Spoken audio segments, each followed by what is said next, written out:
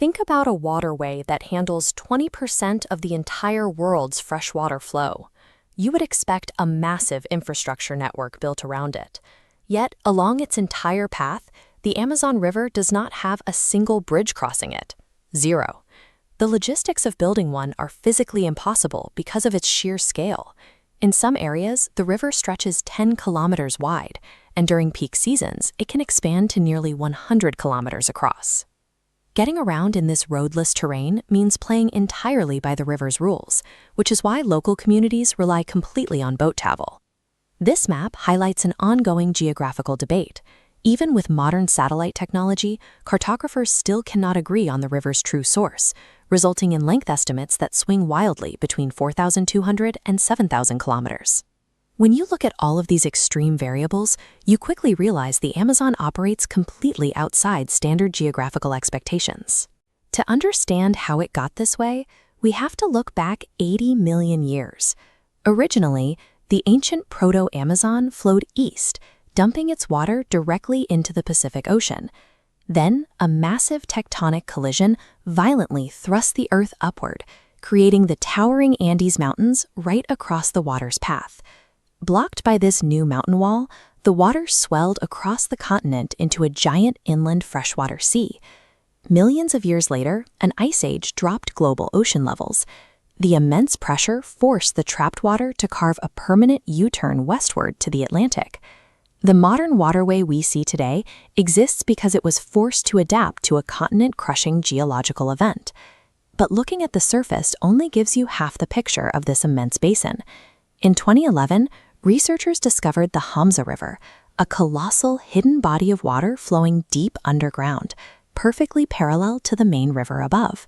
The true scale of this system is so staggering that it hides entire secondary rivers directly beneath the jungle floor. Up on the surface, the Amazon sustains life through an extreme seasonal pulse, fed by roughly 1,100 individual tributary streams. During the wet season, the main river violently swells up to 9 meters. It completely bursts its banks, tripling its total surface area. This sudden influx drowns the surrounding rainforest, creating a temporary deep water environment right in the middle of the canopy. Surviving here requires intense biological adaptations. Take the black caiman. This 5-meter, 500-kilogram apex predator is so perfectly adapted, it hasn't changed its physical design in 80 million years. The local food chain is ruthless. Giant otters, which locals call river wolves, they use highly coordinated pack tactics to hunt and eat flesh-tearing piranhas.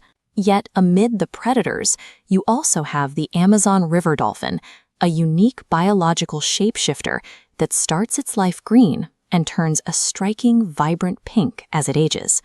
The extreme volatility of the seasonal floods is the exact mechanism that engineers this dense biodiversity, supporting an estimated 5,600 highly specialized species. Eventually, all of that water and aquatic life funnels toward a spectacular, violent collision with the Atlantic Ocean. At the peak of the wet season, the river blasts an astonishing 300,000 cubic meters of fresh water out to sea every single second. Because fresh water is lighter, this unfathomable muddy plume floats right on top, physically forcing the heavy Atlantic Ocean currents backwards for miles. But here is the final geographical oddity. Despite moving massive amounts of sediment with an unstoppable pushing force, the Amazon forms absolutely zero delta at its mouth. This schematic shows why.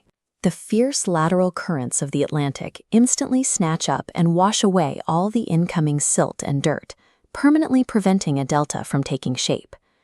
The river operates as the massive circulatory system of South America, generating enough shear force to alter the chemistry and color of the ocean itself. We are looking at a natural megastructure that successfully endured global ice ages, tectonic collisions, and massive asteroid impacts. Yet today it is failing under modern strain. Rapid human interference, deforestation, and changing global climate patterns are steadily accelerating the destruction of the surrounding jungle canopy. As rainfall shrinks, the river is losing its historical water levels, severely crippling the massive seasonal flood cycle the entire basin depends on. Without those deep seasonal floods, highly specialized wildlife like the Amazonian manatee, are trapped in shrinking pockets of fresh water, facing a critical threat to their survival. This ecosystem has spent 80 million years breaking the rules of geography and biology to survive. If it is now visibly fading, we have to consider what that fragility means for the rest of our planet.